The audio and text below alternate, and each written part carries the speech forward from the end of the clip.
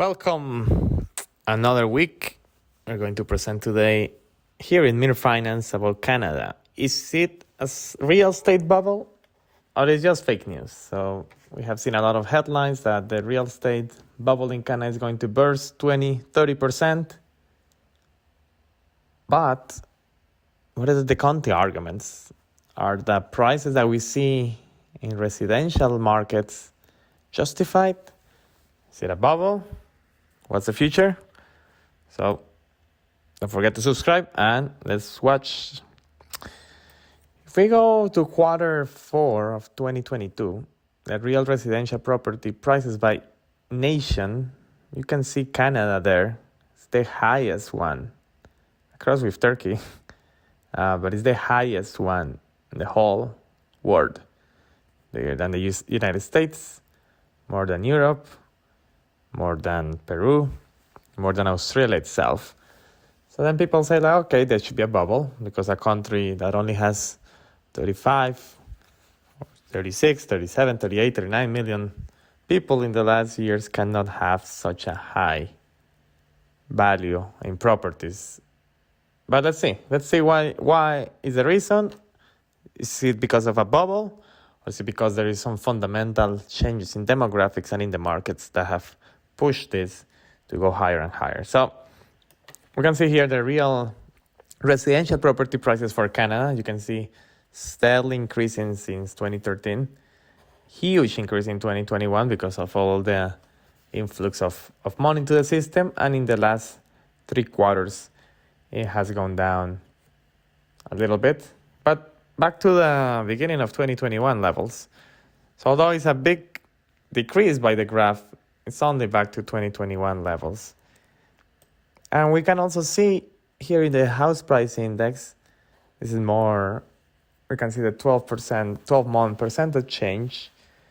That little gap, that little decrease at the end of the graph is not as much as one thinks. As I said, it goes back to 2022 in this case, 2021 levels, which is really only 2 years. So year to date, yes, it's down 1.34%.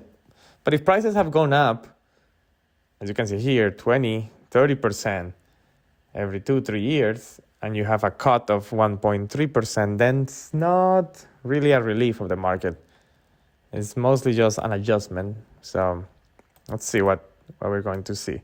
So I think there's not a bubble.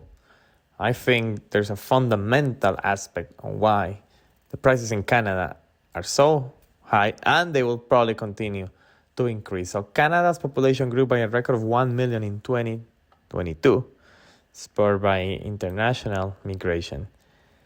So it grew up to 39.57 million, which 96% of the rise was due to international migration. Huge influx of immigration coming, and is the fastest growing G7 country. So with a growth rate of 2.7%, such rate, which I think it could be sustained, will lead to the population doubling in 26 years per this article of Reuters. So as you say, Justin Trudeau, the Prime Minister, we don't agree with him in a lot of stuff, but he understands that Canada needs employment. They don't want to go through the same issues that the US is having or Canada is having of aging populations, of weak labor markets. So he needs immigration to drive its economy and support an aging population. And you can see here the employment. So we see that it's 39 million is the population, and we can see here the employment of Canada in millions since the 80s, steadily growing in the 90s, and the 2000s just exponential growing. We won't take that small dip of the pandemic. So it's around 20 million, which gives us an employment rate of around 51%, which is still low compared to the US, where it's like 62. I think because it's a young population, we'll see in the next years that these numbers will be closer to 60-65%, which is what an economy wants to be, to support pension system, to support economy, and to support the aging population. you can also see the yield curve. Why do we check the yield curve? Because the yield curve, similar to the US, is extremely inverted, which also defines a lot of mortgages. So I think one of the explanations of why in the last quarters real estate has gone down is because mortgage costs have gone up significantly higher. But although we see also in Canada there is a huge chance of recession, just like in the US. So this recession will bring this curve back to how it should be, not inverted.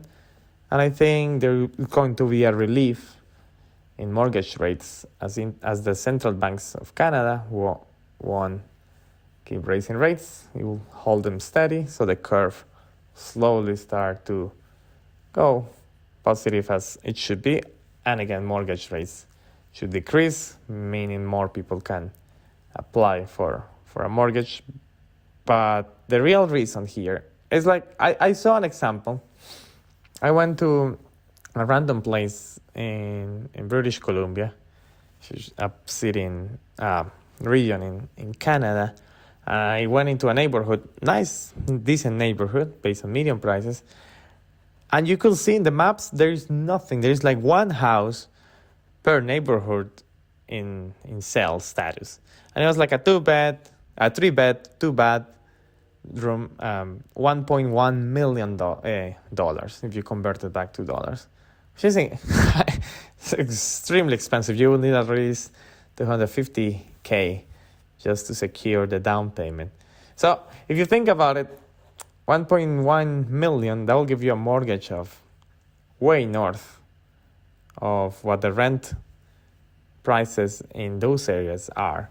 But say, if you are not a doctor, if you're not a professional, if you're not a financial, or if you don't have a big business, you're probably making around closely to $20 an hour, which gives you roughly 40K. That's not minimum wage. That's almost twice as minimum wage. And so at 40K a year, just for you, after taxes, say tax bracket is pretty good, you get like $33,000 a year. Rent in places that are not that nice for one bedroom is $1,400 to $2,200. So let's assume the lower range, the lower number, 1.4K. In 12 months or in a year is 17K. So that leaves you 16K to eat. Here we are not including utilities. We are not including car payments, student loan payments, or food or entertainment, other costs. It's really hard for people to make ends meet with only 16K a year. But this is considering the lowest rental prices in the area. So it's not a reflective of the people, and assuming you are making more than minimum wage. So affordability is really hard in Canada. And I think it's going to continue. Why? Because of this. Because people are not able to buy houses, but there is not enough rentals as well. So people have to go to buy second jobs, in a second job just to afford. And the other reason is that the construction statistics are not helpful either. So on one side, you see 1 million people, which is 2.5% of your population coming in. Say each family has 4 people in their household. That's 250 families. That's 250 houses that you need more every single year just from immigration, plus the people that are growing up from their families. They want to move out and buy their new house. That's a considerable pressure and demand for housing. While the Canada construction statistics, you see the orange side is the construction that were completed, and the blue is the ones that got started.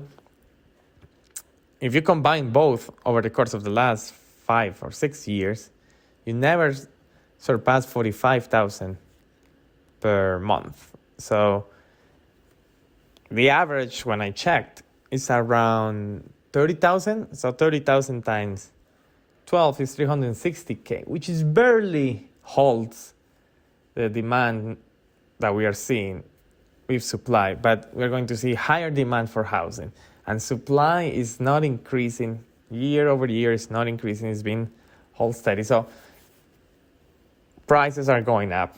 Construction is basically stale. Demand is going up. We're going to see prices to keep rising because just of the demographic changes and just because there is not enough construction, there is not enough houses that will support this. We don't think there's going to be a crash of 30% or 20% because yes, the market could have gone up a little because of all the money, the influx of money that came into the market and the low interest rates for mortgages. But now that that's gone because you can see now this inflation coming down, you can see mortgage rates still in a high level in comparison to the last years. The demand for housing is still very strong and the supply is very weak, which is going to keep that trend and prices will continue to go up. So I don't see the numbers. We don't see the numbers quantitatively, qualitatively. We don't see the numbers that can justify the burst of the real estate bubble in Canada due to immigration, due to the demand, and due to the weak supply side. So let us know what you think. Comment, give us a like, and we'll see everyone next time in another episode of Mere Finance. Thank you.